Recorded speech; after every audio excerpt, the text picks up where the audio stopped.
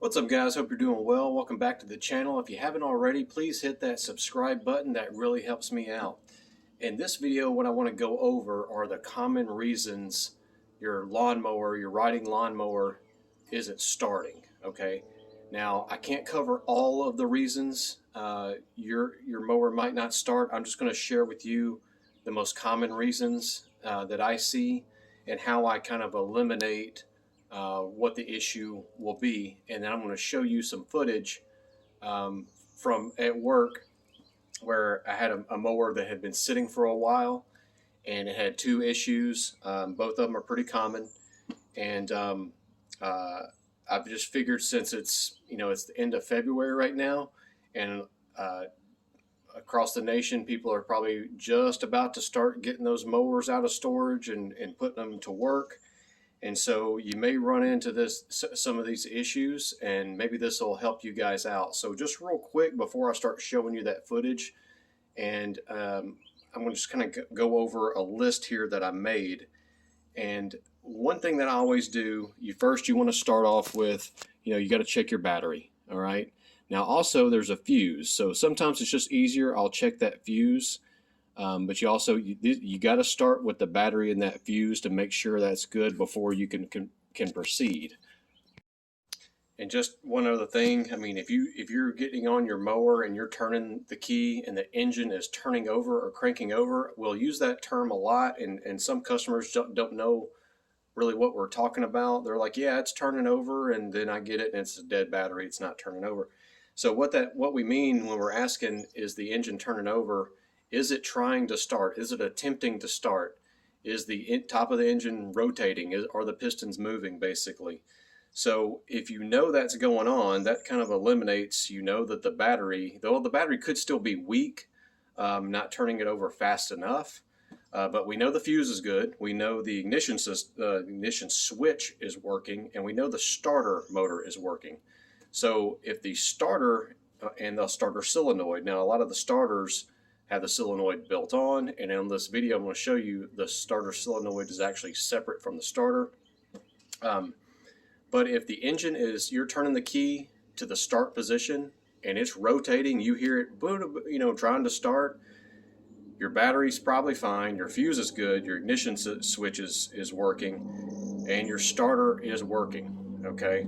Now just real quick, while we're talking about the starter, a lot of times there are issues with starters where it basically does two things. It has a little gear that shoots up and then spins, engages the flywheel. That little gear goes up and engages the flywheel, spins to turn the crankshaft, turn those pistons, get everything going. So sometimes you might hit that start, hit it to the starting position, and you might hear a whining or a buzzing, like a zzz. And sometimes what that is the gear is spinning, but it hasn't engaged the flywheel. Another common thing is that starter, you might hear a loud clunk, like a clunk, clunk. And what's going on there is, what might be going on there is that starter gear is going up, clunking, but it's not spinning. So those are two common things with the starter. So we're going to go over some things, and I'm just going to show you real quick on this list. So what I do, if I get on the mower and I turn the key, it's not doing anything, like not making any sound, I check that fuse and I check that battery. But if it is starting to turn over, like attempting to start but nothing's happening, your engine needs four basic things to start up. It needs fuel, spark, air, and it needs compression. And first I want to confirm that it's getting fuel. So the most common things that I see is that it might have bad gas or a dirty carburetor. But before you jump to that conclusion, you want to check to see if the fuel pump is working or you have a clogged line. So you can take that fuel line off at the carburetor, and gas should be coming out. And if you turn over the engine with that line disconnected and you turn it over and gas starts gushing out, well, you don't have a clogged line, and your fuel pump is working. So then you can check your fuel shutoff valve, and I'm going to show you that in this video. But if you are getting gas to everything, and one thing that I'll do is, if it's turning over I'll take some starter fluid spray and spray into that air filter. And if it cranks up and run, I can just sit there and just keep running it by just throttling it, spraying with that carb cleaner or starter fluid spray. I know I'm getting spark. Okay. So then I know my coils are working and I know the spark plug is working if I can just sit there and run it off of starter fluid spray. So chances are I have a fuel problem. I might have a stuck fuel shutoff valve or a dirty carburetor or bad gas or water in the gas. That would also eliminate. This is very rare if if your air is the issue, is a blocked intake. But I see all kinds of stuff. Mice will get in if you leave it stored for real long. Mice might have gotten in there. Who knows? It's very rare, but it can happen. Now, the worst case scenarios, the bad stuff, is if you have like a loose push rod or rocker arm, a valve is stuck open, broken connecting rod. We're not going to get into that in this video. So let me just let me show you some of the stuff that I just mentioned here on this mower that I was working on recently. All right, this mower had been sitting for quite a while and it ended up having a dead battery. But I figured this would be a good opportunity to show you. So if you ever turn the key and nothing is happening, first thing, the easiest thing to check is the fuse. And there's a little fuse right here I'm going to show you. It's right there. It's a 20 amp fuse on these residential mowers. So you can check that real quick, and then the next thing you want to check, if that's in good condition, is the condition of the battery. And again, this is if your key switch is not working at all. So let me show you real quick this battery tester that I got from Harbor Freight. Works out pretty good. You can hook it up to your battery, and then it will tell you how many cold cranking amps the battery currently has. All right, so you turn it on and you'll want to see what the battery is rated for. So this one should be rated at 300. So you'll set it to 300 and click the on test, and it will put a load on the battery. And this one is showing that I have 81 cold cranking amps out of 300. So it's a pretty neat tool. So once you get that battery condition figured out, if it's 100%, and again the battery, you're turning the key, it's not doing anything, it might be your starter solenoid. So this purple wire right here, there's a terminal that it's hooked up to. Now I've made another video where you can hook up that terminal with a screwdriver and send power right directly to that starter, and you'll want to have the key in the on position. Okay, not the start position, just the on, ignition on position.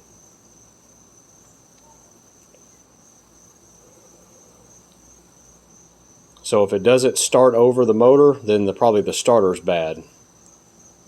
Alright, so another thing, like I just put the brake on, seat safety switch could be an issue, and e-brake switch could be an issue. So that was just turning over the motor, and it wasn't starting up. So what I'll do sometimes to check, I can just take some starter fluid spray or some carb spray and spray in that air filter as it's turning over, and if it cranks up, if it does crank up, I can just run. I know that my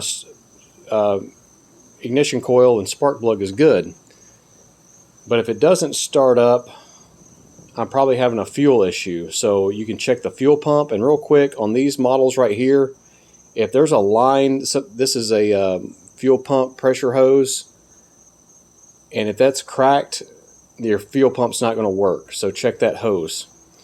So if it's not the fuel pump, you might have a clogged line.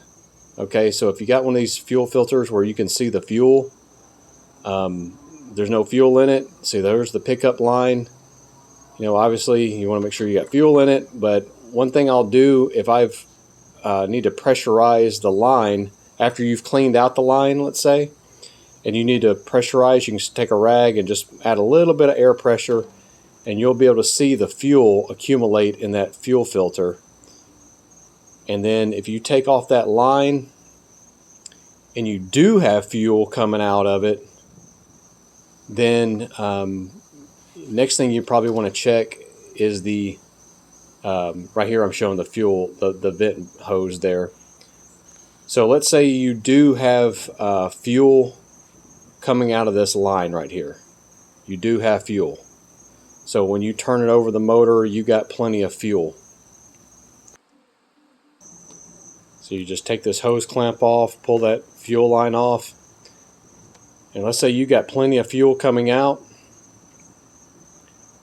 Next thing I would check is this fuel shutoff valve. So you got a little plug right here. That black wire is the ground, and it'll be a white or gray wire. And oftentimes I'll check that. You'll need to check that. You can use a test light with the key in the on position. It's not going to come on with the key in the off position. And sometimes that terminal is just dirty or bad or corroded or something. But if it's nice and clean, next you'll want to remove this fuel shutoff solenoid. And on this particular mower, it had just got stuck. Now a lot of times it's a 12 millimeter wrench is what you'll need. And sometimes they're very hard to get to. And so I actually cut and welded back made this wrench real short and had to grind it down to fit in there. Sometimes they're pretty hard to get into. So sometimes a regular 12 millimeter will not work and you'll need a short one. So if you take that off, you're going to be aware you're going to have gas coming all out. And you'll just use your wrench there to turn it right above that drum looking piece there. And just make a note that sometimes that bowl will fall off, but this one was gummed up and it wouldn't move, and I'm going to show you real quick what it does. So it goes up and down. When you turn the key on, it goes down, and when you turn the key off, that little needle goes up, and that shuts off fuel going to the carburetor. All right, I'm going to turn the key on here in a moment, turn the light on the camera, and I'm going to turn the key on, see how it goes down and comes up. So now I've just tested that's working. And just be aware you got that little copper washer on there. You want to make sure that goes back on there. And just like I showed you before, that bowl is most likely going to come off. It didn't come off in this situation. So once you got that working, you've confirmed that's working, just put that back on. And sometimes these pieces cost as much as the carburetor. So they're usually about $100 and a carburetor is about $120. And make sure you're putting this on. It should only go on one way, but you can force it on the opposite way and it not work. So just make sure you're plugging it in the right way. So if you've confirmed you're getting fuel and it won't even start, run with the carb spray or carb cleaner. Next is you want to check the coil. And you can do this with a coil tester. You're going to put this coil tester in between the coil wire, the plug wire there, and the spark plug. And you can get these coil testers at a lot of different automotive stores. They're not very expensive, but I'm going to show you real quick what it will look like when it's working. It's going to light up like that, so it's showing you that it's sparking. So now here's the engine running normally. That's what it should look like. And now you've confirmed you got spark. So now if you know you're getting fuel, you're getting spark, fuel shutoff valve's working, battery's working, everything's good. Now you might have a loose rocker arm or disconnected push rod. It's time to take off that valve cover.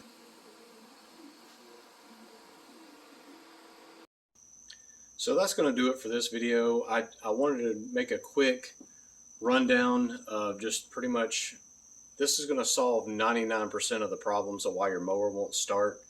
And next thing I know, this is a 15-minute video. So, check your battery, your fuse, it could be your ignition switch. And I failed to mention earlier, your parking brake or your e-brake switch. Now, if that's the case, nothing's going to happen when you turn the key to the start position. You're not going to hear anything. Those are kind of rare, and the seat safety switch could be an issue.